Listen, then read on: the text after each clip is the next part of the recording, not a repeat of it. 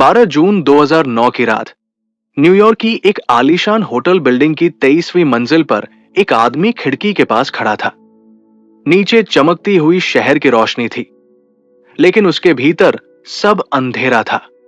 उसके हाथ में एक कागज था, उसकी कंपनी के दिवालिया होने की आधिकारिक घोषणा।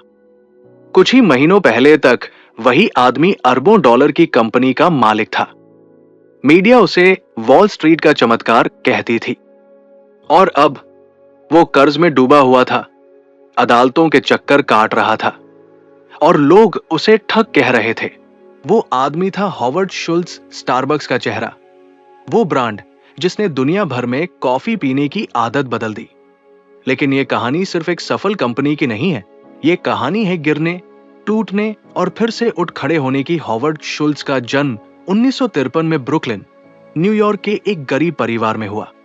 उसके पिता ट्रक ड्राइवर थे, घर में पैसा कम था और स्थिरता तो जैसे कभी थी ही नहीं। एक बार उसके पिता काम के दौरान घायल हो गए और अचानक परिवार की आय बंद हो गई। न कोई बीमा, न कोई सहारा। उसी दिन एक छोटे बच्चे ने पहली बार समझा कि आर्थिक असुरक्षा कितनी निर्दयी होती है। वही घटना उसके जीवन का पहला बीज बनी। एक दिन वो ऐसी कंपनी बनाएगा जहां कर्मचारियों के साथ सम्मान से पेश आया जाएगा। कॉलेज की पढ़ाई के बाद शुल्ट्ज को 1980 के दशक में एक छोटी सी कॉफी कंपनी में नौकरी मिली, स्टारबक्स। तब ये सिर्फ कॉफी बीन्स बेचने वाली एक लोकल कंपनी थी। 1983 में वो इटली गया और वहां उसने देखा कि कॉफी सिर्फ पेय नहीं, एक अनुभव है। लोग कैफे में बैठते, बातें करते, रिश्ते बनाते। उसे एक विचार आया, क्यों न अमेरिका में भी ऐसा ही अनुभव बनाया जाए। लेकिन जब उसने ये प्रस्ताव कंपनी के मालिकों के सामने रखा तो उसे नकार दिया गया। अमेरिका में ये नहीं चलेगा, उन्होंने कहा। यही वो पल था जब पहली असफलता सामने खड़ी थी। शुल्ट्ज ने हार नहीं मानी। उसने अपनी नौकरी छोड़ दी और खुद की कंपनी शुरू की, इल जियोरनाले। निवेश जुटाना आसान नहीं था। 242 निवेशकों से उसने बात की और 217 ने उसे मना कर दिया। हर ना उसके आत्मविश्वास पर चोट थी।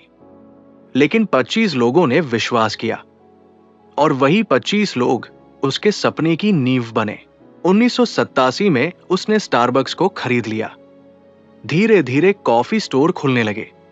1992 में कंपनी पब्लिक हुई और फिर एक ऐसा दौर आया जब स्टारबक्स दुनिया के हर बड़े शहर में दिखाई देने लगा।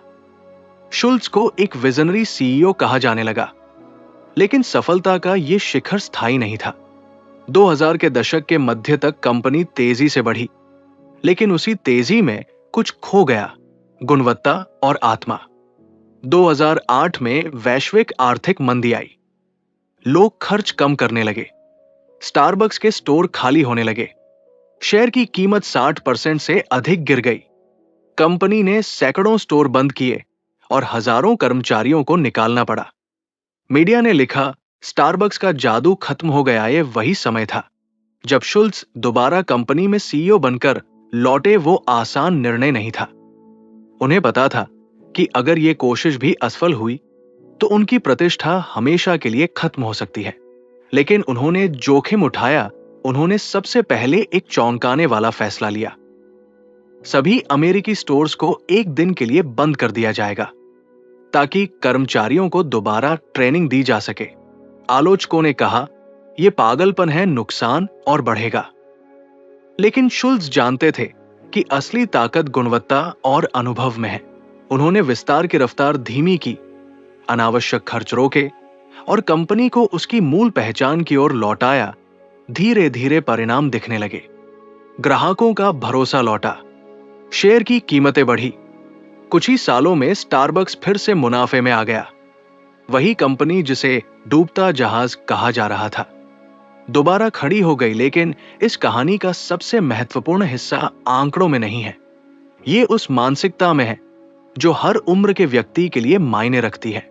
एक गरीब घर का बच्चा जिसने अपने पिता की असुरक्षा देखी, उसने ये ठाना कि वो कुछ अलग करेगा। एक कर्मचारी जिसका विचार ठुकरा दिया गया, उसने अपनी राह बनाई।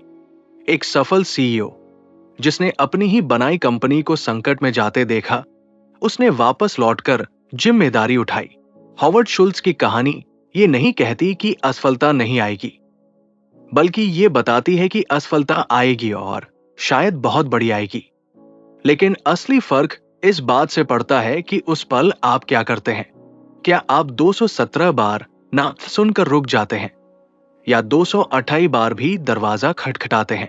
आज स्टारबक्स दुनिया के 80 से अधिक देशों में हजारों स्टोर्स के साथ मौजूद है, लेकिन हर कप कॉफी के पीछे एक ऐसा व्यक्ति है जिसने असफलता को अंत नहीं बनने दिया, उसने उसे मोड़ बना दिया।